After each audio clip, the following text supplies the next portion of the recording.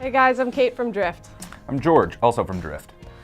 We're here today to talk to you about how to generate leads for your sales team using webinar recordings. So a key part of our demand gen strategy here at Drift is the webinars. Hopefully you've attended one. What I love about webinars is that they're an awesome way to educate leads at every stage across the entire funnel, right? Oh yeah. Top of funnel, middle of funnel, bottom of funnel, AKA tofu, mofu, bofu. How do you market our webinars today?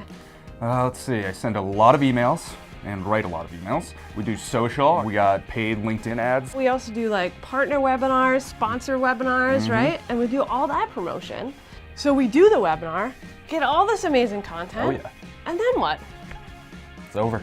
And so all that content just sits in our files, and what do we do with it after that? Well, we could just let it sit there, or we could upload the recording and put it online so that everyone can see it who didn't get a chance to register.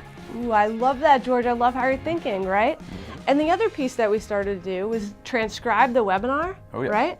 And then create this amazing written form content that can act like an SEO net for us. Big SEO boost. I love that. And then we can still allow people to register to watch the whole webinar recording, right? Yes, we can. Amazing. And so by doing that, we're able to get way more juice out of our webinars than we have ever done before. Oh yeah, much more efficient process now. Yeah, which means a happy us, which means a happy salesperson.